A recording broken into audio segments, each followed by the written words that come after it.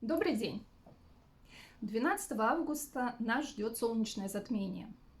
И с этого момента начинается так называемый коридор затмений, который закончится 28 августа лунным затмением. То есть речь идет не об одном дне, это определенный период, практически 2 недели, который в астрологии считается периодом повышенной чувствительности и периодом важных жизненных процессов.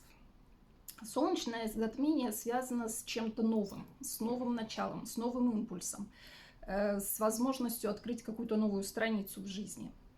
А лунное же затмение – это уже про кульминацию, про осознание, про завершение этого процесса. Между этими двумя точками могут происходить очень интересные события. Да?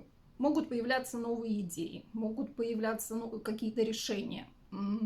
Может появиться решение касательно отношений, может быть появиться решение касательно работы, еще что-либо, какие-то жизненные ситуации. Я бы не советовала воспринимать коридор затмений как что-то должно произойти, что-то судьбоносное. Да? Скорее всего, коридор затмений, он просто подсвечивает то, что уже давно назрело в вашей жизни.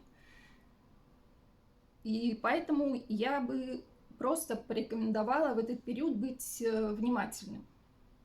Наблюдать за событиями, наблюдать за своей реакцией на эти события, наблюдать за своими мыслями, за своими чувствами.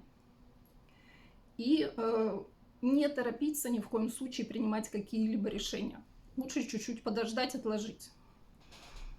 И в конце концов коридор затмений, он покажет, в каком направлении лучше двигаться дальше по жизни. Поэтому желаю всем продуктивного коридора затмений и всего самого наилучшего. Пока!